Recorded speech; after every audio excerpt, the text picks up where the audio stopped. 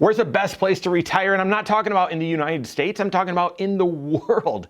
In the world, where are the best places to retire? Someone actually tracks that. I'll explain and share the data coming up.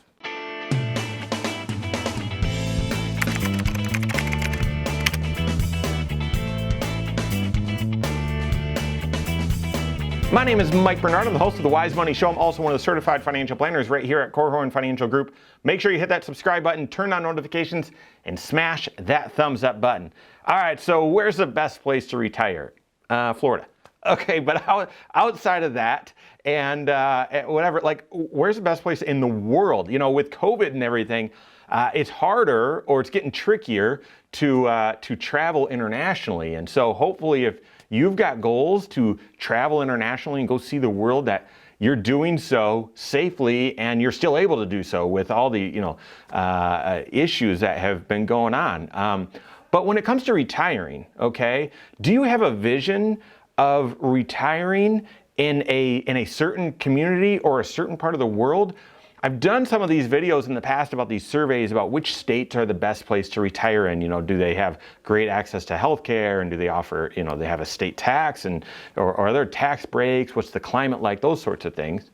I hadn't seen one based on the entire world. Where are the best places to retire in the world? And so if you've seen this one, sorry, if you know, but it was news to me. This investment company, Natixis, actually does this global retirement index. They've been doing it for a few years. I had not seen it. And so they've got the results for 2021. I wanted to kind of share them with you just in case, just to see, number one, where does your home state or your home country or the US, where does it stand? What are the criteria that they're using to track this, and whether you are going to retire in a country that ranks high on their list or low on their list, what are those factors so that you can still have a great outcome and enjoyable retirement, even if you're living in a country that maybe doesn't rank as high?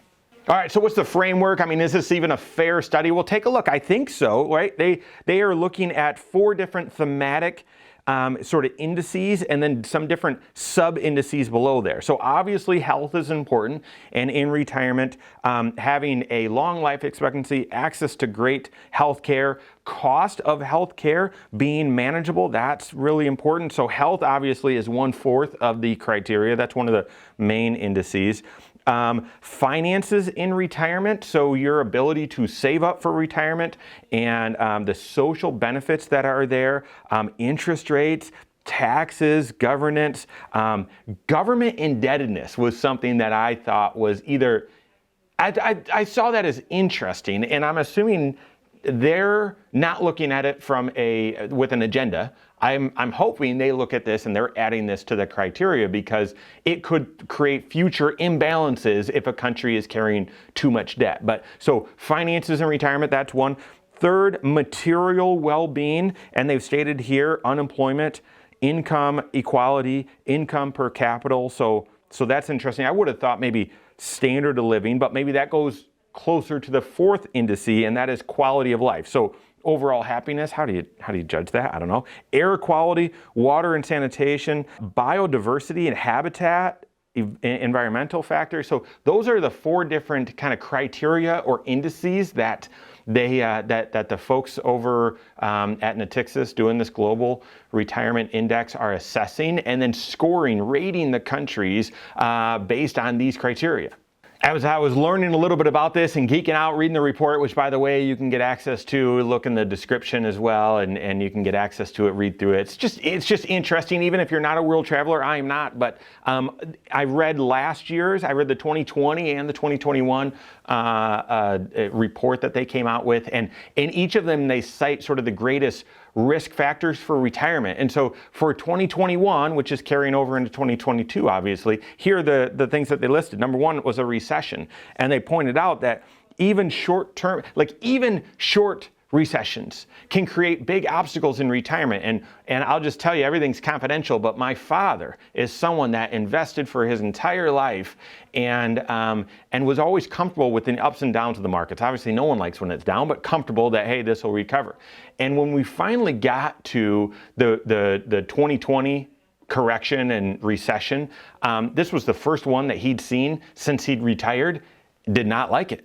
I'll tell you, even the shakiness of 2018, in the fall of 2018, when the government, oh, by the way, the Fed tried to start raising rates and reducing their balance sheet, and the market hated it. Oh, they're trying to do that again right now. Oh, silly me. Created all sorts of turmoil in the fall of 2018 in the markets. My father, who again had seen all sorts of corrections and recessions, that was the first volatility he really saw in retirement and really didn't like it. Like, it was hard for him. So anyway, recessions. Second is interest rates. That is a key risk for retirement. We've talked about it on videos here before, because most of the time in retirement, you've got more income producing investments, and if they produce less income, that's a lower amount of income to you, potentially lower standard of living is what I just mentioned, or what I was just leaning towards. So public debt, that's another one. We already talked about that. Climate, maybe pushing an agenda there. I don't really know, but obviously I would prefer to retire in Florida as opposed to Indiana because the climate's better. Economic inequality. Now, I had to read into this one again because I'm like, okay, well, what's the agenda? Because I can see, we've talked about it before on other videos, there is greater economic inequality, and I think it's directly connected, obviously, to the measures that we've needed to take for the recession, the COVID and all that sort of stuff. But as we've printed more money, that has allowed folks that own assets, their net worth to go up significantly, and folks that don't own assets, their net worth to go up a little bit, but not as much. And so we've got greater financial economic inequality than we've had 5 years ago, 10 years ago. It's been expanding. They mention it here as a risk factor because it could create some instability in these different countries based on policies and all of that. All right, so enough banter. What's the list? Okay, you can check out the full list, but here's the top 10. Iceland is number 1, Switzerland and Norway, they round out the top 3. Those were the same top 3 in 2020. They've been the top 3 for a while. Dig into the report and see, because these countries have a head up, a head start on several others. So the Northern European countries, Nordic area has apparently, I mean, we should all be living there, or at least retiring there. So what's rounding out? Ireland, Netherlands, New Zealand, Australia, Canada, okay, the U.S. neighbor to the north, makes it in the top 10, Denmark and Germany. What about the U.S.? My guess is you are watching from the U.S. The U.S. ranks 17th. Okay, that is number one notch worse than 2020. 2019, apparently we were 18th. Then 2020, we were 16th. Now 2021, we're ranked 17th. You can see based on those indices, those sub-indices of health, as a percentage, or our score declined a little bit. Same with quality of life. Material well-being has increased a little bit. Finances and retirement has decreased a little bit. So interesting. We're right in the middle of the pack. I didn't see in 2021 how many countries that they surveyed in 2020. I think it was around 43. So 17, 16 right in there, near in the middle of the pack. This is very interesting that the U.S. Is ranking where it is. Are you surprised? I don't know. Leave a comment below. I would have thought we'd be right up there with Canada. It'd be interesting to see why is Canada, which again is very similar to us in climate, although a little bit colder, different than us in, yes, similar with democracy, but different in policies. Similar in stock market, I would assume Canadians mostly, or do have global allocation, but they probably overweight U.S. investments, which we certainly do here in the U.S. Be interesting to see what makes such a big difference that Canada's in the top 10 and the U.S. is not in the top 10, not nearly in the top 10, being ranked 17th. So while this is sort of fun and interesting, I hadn't seen it, okay? What are you preparing for in retirement for your health? Are you saving up proactively so that you can manage medical expenses? Have you sat down with a CFP and talked about what the biggest health insurance decision of your life so that you can plan ahead for that decision? Are you taking care of yourself? I'm struggling with that. It's too right now, right? Eating the right things, exercising, those sorts of things, so that you are in control of how you would rank your retirement from a health category, okay? What about your financial well-being? in retirement? How are you doing on that? Are you saving up appropriately? Have you done a 5-factor retirement plan to see if you're able to retire at the time you want, at the lifestyle that you want, or do you need to be saving up more so that you can grade yourself well for retirement readiness in retirement? Material well-being, how are you tracking there? Again, that is sort of saving up for your finances so that the things that you need to purchase or the lifestyle that you want in retirement you can afford. And then quality of life, and that is sort of happiness was the top of that sub-indice.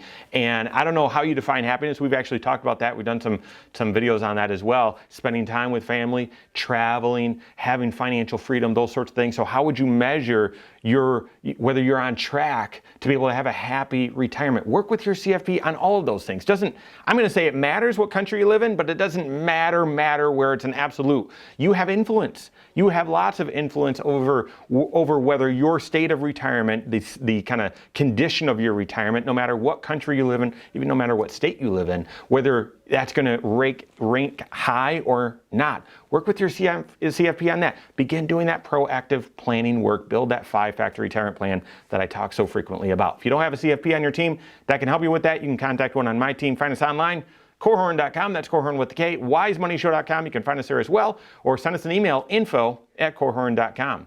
All right, there you have it. Go out and take your next wise step in your financial life.